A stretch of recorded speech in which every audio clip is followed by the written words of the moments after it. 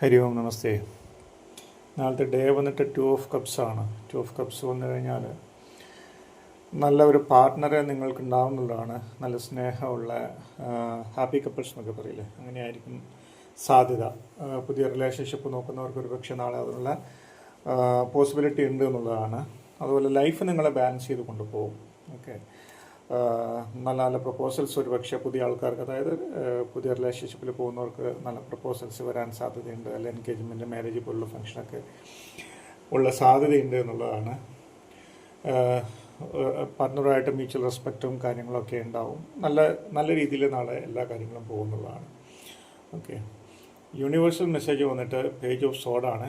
Page of സോഡ് വന്നു കഴിഞ്ഞാൽ നിങ്ങൾ ബുദ്ധി ഹൈലി ഇൻ്റലക്ച്വൽ ആയിരിക്കും. പക്ഷേ പ്രശ്നം നിങ്ങൾ പല കാര്യങ്ങളും പെട്ടെന്ന് എടുത്ത് സംസാരിക്കാതിരിക്കാൻ വേണ്ടിയിട്ട് വളരെയധികം ശ്രദ്ധിക്കുക. അതായത് ഫാസ്റ്റായിട്ട് നിങ്ങൾ റിയാക്ട് ചെയ്യാതിരിക്കാൻ വേണ്ടിയിട്ട് ശ്രദ്ധിക്കുക. വളരെ ആലോചന ശേഷം മാത്രം, ബുദ്ധിപൂർവ്വം മാത്രം നിങ്ങൾ നാളെ സംസാരിക്കുക എന്നുള്ളതാണ്.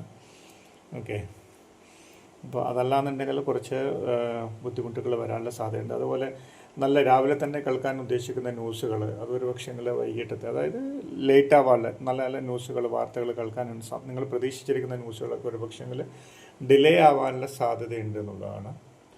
ഓക്കെ, പിന്നെ പ്രത്യേകിച്ച് ഒരാൾ നിങ്ങൾക്ക് സ്പിരിച്വലി ഒരുപക്ഷെ നാളെ വലിയൊരു താല്പര്യം തോന്നാതിരിക്കാൻ സാധ്യതയുണ്ട്. കാരണം വെച്ചാൽ എന്തിനാണ് ഞാൻ ഇതൊക്കെ നോക്കുന്നത്, അതിൻ്റെ ഒന്നും ആവശ്യമില്ലല്ലോ, എന്തിനാണ് അങ്ങനെയൊക്കെ ചിന്തിക്കുന്നത്, അല്ലെങ്കിൽ എന്തിനാണ് ഞാനിങ്ങനെ പ്രാർത്ഥിക്കുന്നത്, ഒരു ഹീലിങ്ങിൻ്റെ ഒക്കെ ആവശ്യം എന്താണ്, സ്പിരിച്വൽ കണക്ഷനൊക്കെ എന്തിനാണെന്നൊക്കെ തോന്നും. പക്ഷേ ആ സ്പേസ് തീർച്ചയായിട്ടും വേണം.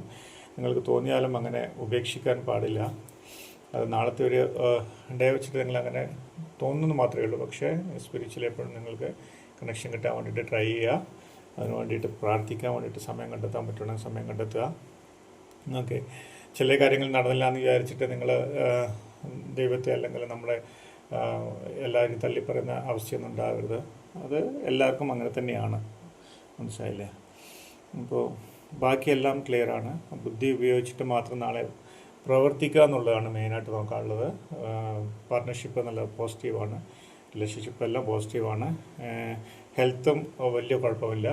ഫിനാൻഷ്യലി വലിയൊരു അധികമില്ലെങ്കിൽ ഫിനാൻഷ്യലി വലിയൊരു പ്രശ്നങ്ങളൊന്നും നാളെ വരാൻ സാധ്യതയില്ല. പക്ഷേ പെട്ടെന്നുള്ള സംസാരങ്ങൾ ഒഴിവാക്കുക. ആലോചിച്ചതിന് ശേഷം മാത്രം സംസാരിക്കുക എന്നുള്ളതാണ് മെയിനായിട്ട് നോക്കാനുള്ളത്. ഓക്കെ,